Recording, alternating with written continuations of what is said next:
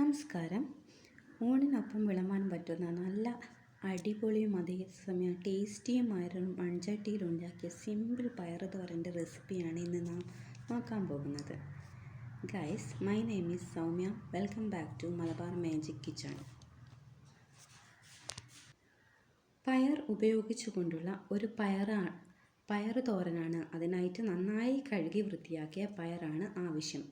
ഇനി പ്രധാന ഇൻഗ്രീഡിയൻസ് എന്താണെന്ന് നോക്കാം. ഈ ഒരു റെസിപ്പി പയറിന് പകരം ഏതൊരു ഇൻഗ്രീഡിയൻസും വച്ചും ഉണ്ടാക്കാവുന്നതാണ്. ശരിക്കും പറഞ്ഞാൽ വളരെ ടേസ്റ്റി ആയ ഒരു റെസിപ്പിയാണ്. ഒരു തവണ ഇങ്ങനെ ഉണ്ടാക്കിയാൽ പിന്നെ ഇങ്ങനെ മാത്രമേ ഉണ്ടാക്കുകയുള്ളൂ. ഇനി നമ്മൾ ഈ ഒരു റെസിപ്പി ഉണ്ടാക്കാൻ ആവശ്യമായ ഇൻഗ്രീഡിയൻസ് എന്തൊക്കെയാണെന്ന് നോക്കാം.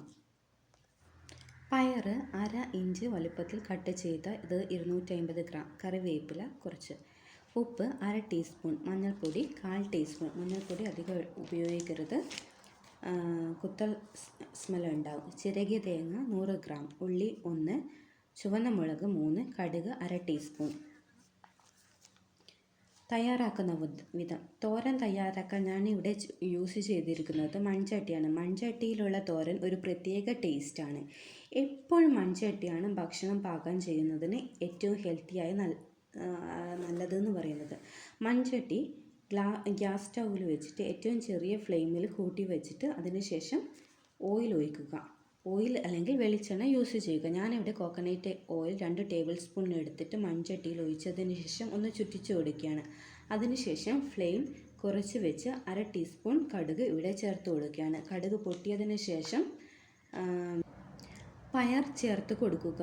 ഒരു 3 മിനിറ്റ് പയർ വേവാൻ അടച്ചു വെച്ച് കൊടുക്കുക. അതായത് പയർ വേകാൻ 3 മുതൽ 4 മിനിറ്റ് വരെ ആവശ്യമാണ്. ആവിയിൽ ഒരു 3 മിനിറ്റ് വെന്ത് വരട്ടെ. അപ്പോഴേക്കും ഞാൻ ഈ 3 ചുവന്ന മുളകും അതേപോലെ ഒരു വലിയ ഉള്ളിയും മിക്സിയിലിട്ട് ഒന്ന് ക്രഷ് ചെയ്തിട്ട് എടുക്കാൻ പോകുകയാണ്. ചെറിയ ഉള്ളിയാണ് ഏറ്റവും ബെസ്റ്റ്. ബട്ട് എൻ്റെ കയ്യിൽ അത് അവൈലബിൾ അല്ലാത്തത് കൊണ്ട് ഞാൻ വലിയ ഉള്ളിയാണ് എടുത്തിട്ടുള്ളത്. ചെറിയ ഉള്ളിക്കാണ് ഏറ്റവും കൂടുതൽ ടേസ്റ്റ് കൂടുതലുള്ളത്. നോക്കൂ, ഇങ്ങനെയാണ് ക്രഷ് ചെയ്തെടുക്കേണ്ടത്. അതിനുശേഷം ഇത് പയറിനകത്തിട്ടിട്ട് നല്ലവണ്ണം മിക്സ് ചെയ്തെടുക്കുക. ഇതിന് ശേഷം 1/4 ടീസ്പൂൺ അളവിൽ മഞ്ഞൾപ്പൊടി ചേർത്ത് കൊടുക്കുക. അധികമാകരുത്. ടീസ്പൂണും ടേബിൾ സ്പൂണും അളവുകൾ തമ്മിൽ മാറിപ്പോകരുത്. കുക്കിംഗ് പഠിക്കുന്നവർക്ക് ഈ കാര്യം പ്രത്യേകം ശ്രദ്ധിക്കണേ. പിന്നീട് ഫ്ലെയിം കുറച്ച് വെച്ചിട്ട് തന്നെയാണ് ഇപ്പോഴുള്ളത്. മൺചട്ടി ആയതുകൊണ്ട് തന്നെ തുടക്കത്തിൽ നല്ല ഫ്ലെയിം കൂട്ടി വെച്ചതിന് ശേഷം പിന്നീട് കുറച്ച് കൊടുത്താൽ മതി. ഇപ്പോൾ കുറച്ച് വെച്ചിട്ട് തന്നെയാണുള്ളത്.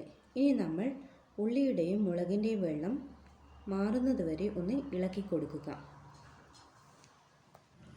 നല്ലവണ്ണം ഇതിൻ്റെ വെള്ളം മാറേണ്ടതാണ്.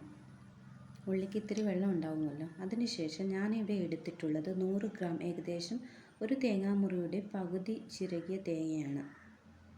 ഞാനിത് പയറിലേക്ക് ഇട്ട് കൊടുക്കുകയാണ്. അതിനുശേഷം ഇത് പയറുമായിട്ട് ഒന്ന് മിക്സ് ചെയ്തെടുക്കേണ്ടതാണ്. എല്ലായിടയ്ക്ക് എത്തുന്ന രീതിയിലൊന്ന് മിക്സ് ചെയ്തെടുക്കുക.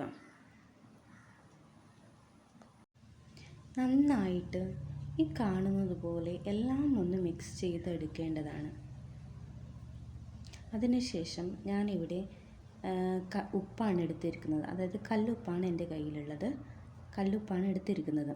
ഈ കല്ലുപ്പ് വെള്ളത്തിലിട്ട് ഡിസോൾവ് ചെയ്തതിന് ശേഷമാണ് ഞാൻ എടുത്തിട്ടുള്ളത്. ഒരു കുറച്ച് വെള്ളത്തിൽ മാത്രമേ ഉപയോഗിക്കാൻ പാടുള്ളൂ. കല്ലുപ്പാണ് എടുക്കുന്നതെങ്കിൽ. പൊടിയുപ്പാണെങ്കിൽ ഡയറക്റ്റായിട്ട് നേരെ തന്നെ ചേർക്കാവുന്നതാണ്.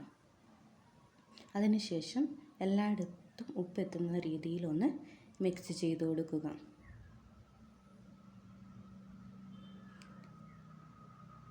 ഒരു മിനിറ്റ് ഒന്ന് അടച്ച് വെച്ച് ഒന്ന് വേവിക്കുക.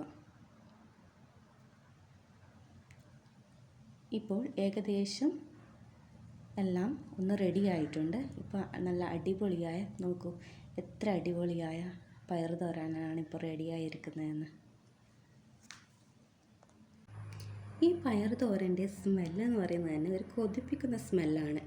ഇതുപോലെ പയർ തോരൻ ഇതുവരെ ഉണ്ടാക്കിയിട്ടല്ലാത്തവർ ഈ റെസിപ്പി ഒന്ന് ഉണ്ടാക്കി നോക്കണേ, നിങ്ങൾക്ക് തീർച്ചയായും ഇഷ്ടപ്പെടും. ഇതൊരു ഡിഫറെൻ്റായ റെസിപ്പിയാണ്. ഇനി നിങ്ങൾ ശ്രദ്ധിക്കേണ്ടതായ 2-3 ടിപ്സ് പറഞ്ഞു തരാം. ടിപ്പ് നമ്പർ 1, മൺചട്ടിയാണ് ഉപയോഗിക്കുന്നതെങ്കിൽ ആദ്യം ചെറിയ ഗ്യാസ് ഫ്ലെയിം കൂട്ടി വച്ചതിന് ശേഷം ചട്ടി ചൂടായി കഴിഞ്ഞാൽ ഫ്ലെയിം കുറച്ച് കൊടുക്കുക, ഇല്ലെങ്കിൽ കരിഞ്ഞു പോകാൻ സാധ്യതയുണ്ട്. ടിപ്പ് നമ്പർ 2, വലിയ ഉള്ളിക്ക് പകരം ചെറിയ ഉള്ളി യൂസ് ചെയ്താൽ കുറച്ചുകൂടി ടേസ്റ്റ് കിട്ടുന്നതാണ്. ടിപ്പ് നമ്പർ 3, ഓയിലിന് പകരം കോക്കനട്ട് ഓയിൽ യൂസ് ചെയ്താൽ ടേസ്റ്റ് കൂടുന്നതാണ്. ഈ ടേസ്റ്റും ഒക്കെ യൂസ് ആയിക്കഴിഞ്ഞാൽ നിങ്ങൾ ഈ ചാനൽ സബ്സ്ക്രൈബ് ചെയ്യാനും ലൈക്ക് ചെയ്യാനും മറക്കല്ലേ. അപ്പോൾ നാളെ കാണാം ഗൈസ്.